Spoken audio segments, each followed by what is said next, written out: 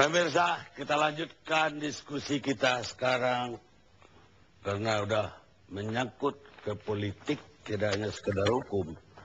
Bahkan disebut-sebut bahwa ada target 2 triliun dari 3 kementerian yang harus dikumpulkan sampai 2014. Saya mau minta dari pengamat politik Anta Yuda, seperti apa sih sebenarnya peta perpolitikan kita dan apa betul departemen-departemen yang diduduki oleh berbagai partai memang jadi sumber dana. Ya, makasih Pak Kang Elias. Fenomena political corruption semacam ini di beberapa partai dan bukan cerita baru tentunya, itu pasti memang seperti Pak Kang katakan melibatkan berbagai macam lokus. Ada eksekutif, legislatif, kemudian ada rekanan bisnis tentu dalam mengerjakan proyek itu dan biasanya disambungkan oleh makelar atau siapa yang menyambungkan pekerjaan itu. Jadi saya ingin memulainya bukan dalam perspektif PKS-nya, tapi dalam sistem politik kita yang istilah saya sangat predatoris. Jadi paradisasi korupsi ini kita seperti menunggu giliran, menunggu paradenya PKS, sebelumnya didiskusikan Partai Demokrat dan lain sebagainya. Jadi sepanjang problem sistemnya, sering saya katakan, tidak pernah dibereskan sumber penyebab utamanya, maka kita akan terus melihat problem seperti ini. Yang pertama misalnya persoalan biaya politik. Politik berbiaya tinggi ini menyebabkan partai politik harus mencari sumber pendanaan dari berbagai macam sumber. Yang kedua, ditambah lagi dengan sistem pendanaan partai politik kita yang tidak transparan. Mulai dari sumber pemasukan, pengelolaan, pengeluaran, dan seterusnya itu tidak ada kejelasan. Sementara di sisi yang lain, partai-partai, kandidat membutuhkan biaya politik yang sangat besar sekali. Nah, dua celah ini, ditambah lagi sistem politik kita yang sangat transaksional. Bagaimana proses rekrutmen menjadi seorang caleg, rekrutmen menjadi calon kepala daerah, calon presiden, wakil presiden di partai politik sangat oligarkis, tertutup, dan transaksional. Nah, saya ingin mengatakan bahwa korupsi politik yang kerap terjadi itu tidak selalu dan tidak selamanya karena, mohon maaf, kerakusan dari seorang politisi. Bukan karena sepenuhnya, karena kehendak diawali dengan niat yang untuk melakukan itu. Tetapi bisa jadi motifnya karena harus balik modal kalau dia personal. Kemudian yang kedua, barangkali untuk membalas jasa sponsor yang biaya politiknya. Atau yang ketiga, mendapat tugas untuk mengisi pundi-pundi partai politik. Nah, yang ketiga ini biasanya skalanya lebih besar. Nah, dengan 3 problem sistem yang lemah itu, kemudian memanfaatkan celah yang lain. Celah yang pertama adalah permainan anggaran. Jadi politik anggaran kita juga prosesnya sangat tertutup, remang-remang. Yang kedua, bobroknya birokrasi kita, sistem tender dan sebagainya. Nah, celah yang lain yang dimanfaatkan 2 hal, bahwa betul di dalam undang-undang partai politik, undang-undang pemilu dibatasi untuk memberi sumbangan dari badan usaha maksimal 7,5 miliar, kemudian secara personal itu maksimal 1 miliar, tetapi 2 hal celahnya, pengurus partai menyumbang kepada partainya tidak dibatasi oleh undang-undang. Jadi kalau ada bendara umum partai politik, ada ketua umum partai politik, atau apapun sebutannya, dia bisa menyumbang ke partainya, berapapun jumlahnya, 1 triliun, 2 triliun. Jadi itu celah yang pertama. Celah yang kedua, sistem elektoral kita itu tidak membatasi pengeluarannya. Spending kampanyenya tidak dibatasi. Sehingga berapapun jumlahnya itu tidak ada pembatasan. Karena itu menurut saya PKS di titik ini, juga partai yang lain, barangkali terjerembab, terpeleset, terjebak pada sistem predatoris ini. Nah, ini yang saya kira yang harus lebih serius oleh bangsa ini untuk menyelesaikan problem ini. Tanpa menyelesaikan ini, maka kita akan menyaksikan proses penegakan hukum di KPK dengan segala macam persepsi di opini publik akan menunggu giliran-giliran itu. Karena itu harusnya lebih serius, mohon maaf, yang harus dilakukan oleh para politisi kita adalah membereskan sumbernya ini. Kenapa? Di undang-undang partai politik, undang-undang pemilu tidak membatasi spending kampanye. Tidak membatasi sumbangan dari politisi kepada partainya. Kemudian tidak ada proses penjelasan pengelolaan dana partai. Mulai dari pemasukan, pengelolaan, pengeluarannya itu tidak pernah dibereskan. Dan saya tidak tahu itu kesengajaan atau justru dipelihara. Nah, sepanjang itu tidak dilakukan, maka kita bisa melihat proses itu adalah rekanan komisi di DPR, kemudian melakukan hal yang sama, melakukan kolaborasi, katakan kolusi ataupun apapun istilahnya, dengan teman separtai misalnya, dengan kementerian. Dan itu ada penghubungnya dengan perusahaan. Nah, ini yang saya kira yang harus dibereskan. Tanpa membereskan ini, saya kira Pak Karni, sesi ini, seri diskusi kita seperti ini, bukan yang kedua untuk sesi PKS, bukan yang kesekian kali, kita akan menemukan seri-seri yang selanjutnya, sepanjang itu tidak pernah dibereskan. Jadi Anda menganggap partai-partai ini akan jadi arisan mau datang ke sini? Iya, jadi kira-kira semuanya, ibarat saya analogikan misalnya ada 9 partai di DPR, dari 9 itu katakanlah ada 7 pengguna, semuanya nggak pakai helm sebenarnya.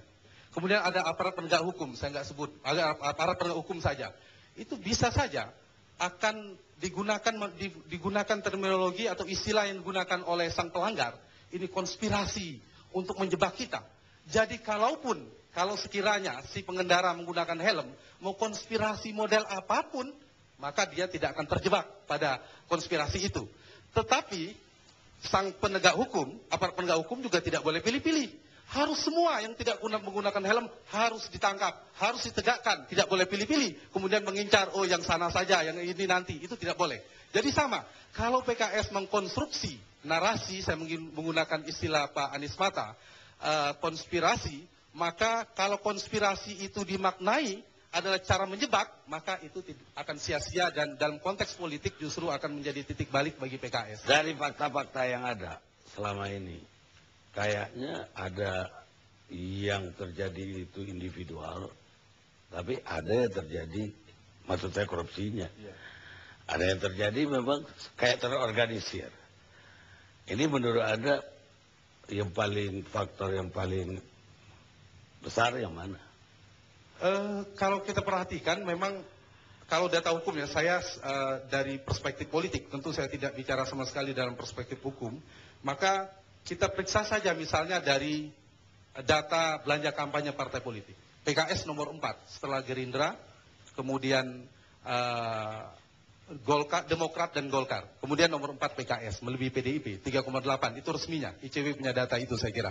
Nah, kalau kita perhatikan, artinya apa? Partai politik itu membutuhkan biaya politik yang besar. Satu sisi.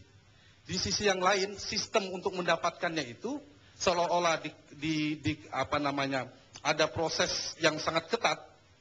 Jadi sederhananya begini, ini asumsi saya.